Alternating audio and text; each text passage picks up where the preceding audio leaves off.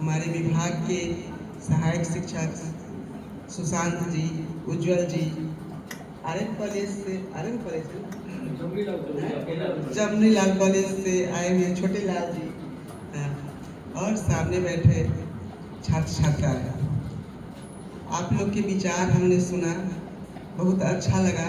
जो इस तरह के कार्यक्रम होते हैं और इतनी संख्या में आप लोग अपने वक्तव्य को देते हैं, अपने विचार रखते हैं, तो बहुत यह रोचक लगा, अच्छा लगा।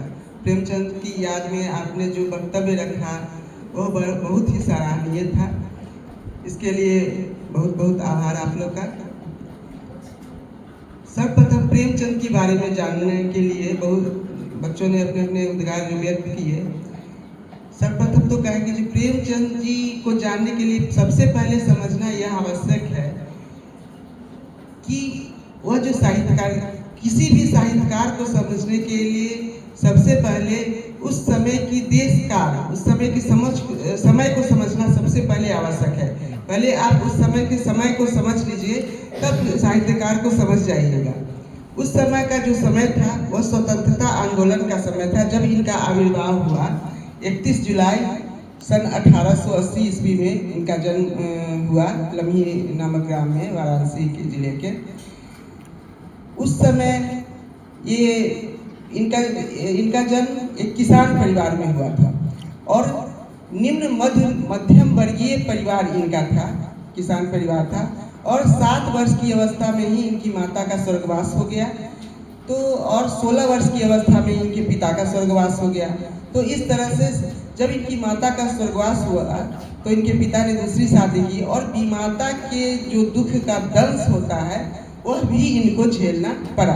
तो बचपन से ही मरते दम तक गरीबी और संघर्ष में जीवन इनका रहा। संघर्षों को इन्होंने झेला, और गांव में चूंकि ये रहते थे तो जो जहाँ रहता है, जैसे उस समय का समाज था जो अंग्रेजी शासन थी, व्यवस्था थी, तो उस समय जमींदारी प्रथा थी, सामंती प्रथा थी, लोग और छुआछूत की भावना बहुत थी। एक वर्ग था पूंजीपति वर्ग, दूसरा वर्ग था मजदूर वर्ग। तो इन्होंने जो शोषित थे, जो पीड़ित थे, जो वंचित थे, उन लोगों को अपने साहित्य में स्थान दिया। इनको चूंकि इनका साहित्य प्रासंगिक क्यों हुआ, रोचक इतना क्यों हुआ, इसको समझना आवश्यक है। क्योंकि उस समय का समाज जो था, सो चूंकि इन्होंने गांव में ये गुजर बसर करते थे, गांव में, बाद में गांव में भी रहे कुछ दिनों, तो ये गांव के लोगों के जीवन को नज़दीक से देखा। और जो चूंकि ये भी एक गरीबी और संघर्ष में जीवन इनका भी रहा, चूंकि ये मैट्रिक 16 वर्ष की अवस्था जब इनकी थी तो पिता का स्वर्गवास हो गया, और जब पिता का स्वर्गवास हुआ तो सारी जिम्मेदारी जो परिवार की होती है इनके कंधों पर आ गई। और जब परिवार की जिम्मेदारी आ गई, उस 16 वर्ष की अवस्था समझ लीजिए कैसी अवस्था होगी, किशोरावस्था होती है कि कितना एज रहा होगा। और उस समय इनके कंधे पर परिवार की जिम्मेदारी थी, और इनका पढ़ाई लिखाई में बहुत इनको दिक्कत आने लगी। उसके बाद इन्होंने ट्यूशन करना प्रारंभ किया, और ट्यूशन करके परिवार का पालन पोषण भी किया और अपनी पढ़ाई भी पूरी की। रात में पढ़ते थे, दिया जो होता है लालटेन जला करके रात में पढ़ते थे, और 30 दिन में ट्यूशन करते थे। बाद में मैट्रिक की परीक्षा पास की, इंटर किए, और कुछ दिनों के बाद ये सन 1919 में बीए की परीक्षा भी पास की। ये शिक्षा विभाग में स्कूल ऑफ सब इंस्पेक्टर की नौकरी इन्हें मिली।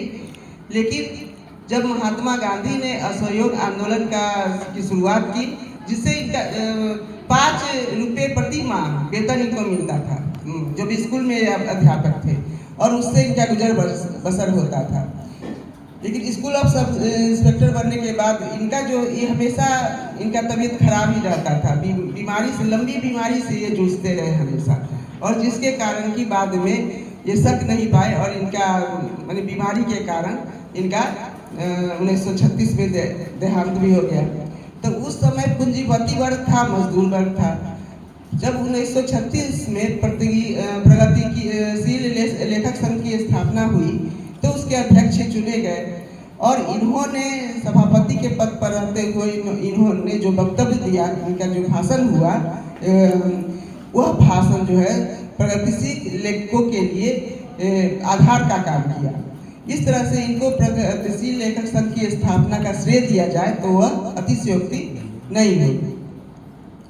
तो उस समय का जो जब जैसे कफन कहानी की बात जब आप लोग किए, कफन कहानी की खीसू और माधव क्यों ऐसा हुआ, यह सोचने वाली बात है। जो खीसू और माधव क्यों अलाव में अलुआ की आलू पका करके खा रहे थे और किसी के बोझ, क्योंकि उनको खाना नहीं, जब अभाव आदमी को होता है और भूख से जब मरता रहता है आदमी तो उसको किसी की चिंता नहीं होती। और उस समय क्या था, उस समय का समाज तो पूंजीपति पर जैसे जमीन देते थे और जमीन में छोटी जाति के या जो भी दलित हैं, गरीब है, उनको बसाते थे और उससे जब बसते थे तो उनको वो जो काम करते थे बेगार उनसे खटवाते थे और जो काम करते थे उनके काम के अनुसार उनको उनका मूल्य भी नहीं दिया जाता था, जिसके कारण बहुत से लोगों की स्थिति ऐसी हो गई जो काम करेंगे तब भी इतना ही मिलेगा, नहीं काम, उससे अच्छा है जो आराम ही कर लो थोड़ा सा। और किसी का भोज हो जाता, किसी के का कुछ हो जाता तो उसमें खाते थे और उसी की चर्चा करते रहते थे। तो यह अमानवीय त्रासदी इसी को कहेंगे, जो बुधिया थी, जो प्रसव वेदना से बेचैन थी, लेकिन ये लोग किसी के भोज की में जो खाना खाए थे उसकी चर्चा कर रहे थे, जो ऐसे वो बहुत अच्छा खाना था। और जब बुधिया मर जाती है तो कफन के लिए जाते हैं और बाजार जब जाते हैं तो देखिए जो जिसको नहीं मिलता है ना तो उसको मृत्यु से भी वो मतलब अमानवीय स्थिति उसकी हो जाती है, उसके अंदर जो है से एक करुणा, एक संवेदना जो है सो मर जाती है।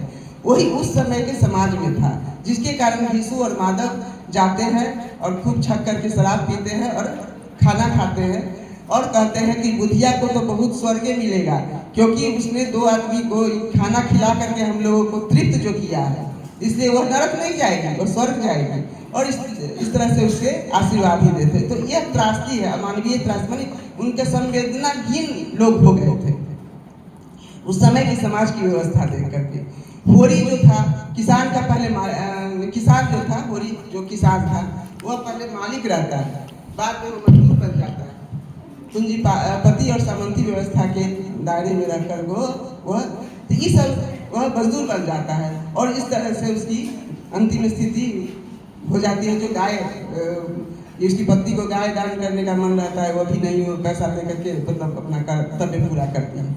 तो इस तरह से प्रेमचंद जी बहुत उनका जीवन संघर्ष में रहा। उन्होंने लोगों को जैसे प्रेरणा दी है जीवन कैसे जिया जाता है। यदि कोई समस्या आ जाए तो इनका कहना है कि समस्या यदि आ गई तो समस्या से लड़िए और उससे जीतिए और आगे बढ़िए। इन्होंने हमेशा लोगों को आगे बढ़ते रहने की प्रेरणा दी है।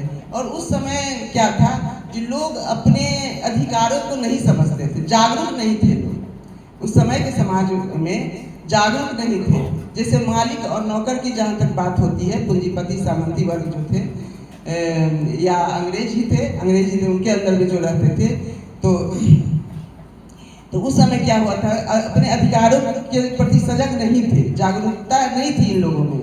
तो वे समझते थे जो मालिक ने जो कह दिया, यदि वे ऑर्डर दे रहे हैं और वे कह रहे हैं जो यह ऐसा होना चाहिए तो ऐसा ही होना चाहिए, क्योंकि उनको ईश्वर ने इस लायक बनाया है जो पूंजीपति है, अमीर है, और उसको इस पिछले पाप, जो पिछले जन्म का जो कर्म के अनुसार जो बातें होती हैं, तो उसके लिए जो पिछले जन्म में कुछ पाप किए होंगे जिसके कारण की विधाता ने उनको ऐसा, विधाता ने उसको पिछले जन्म के पाप के कारण विधाता ने उनको ऐसा बनाया है। सदगति उपन्यास में जैसे पंडितों का बोलबाला था, जैसे अब लग्न चढ़वाना है, उसकी चमार जाति का है, निम्न जाति का है, उसे लग्न चढ़वाना है तो क्या करे, तो पंडित जी के यहाँ जाता है और पंडित जी से बेगार खटवा, उस पर अत्याचार कर करके और उसका शोषण करते हैं और उसे क्या कहते हैं, उसकी वो मृत्यु को प्राप्त होता है और उसको लाश को छू नहीं पाते हैं। अंत में सब विरोधी, थोड़ा सा विरोध इसमें दिखाया गया है, जो सब समाज कुछ विरोध करता है और पंडित जी को खुद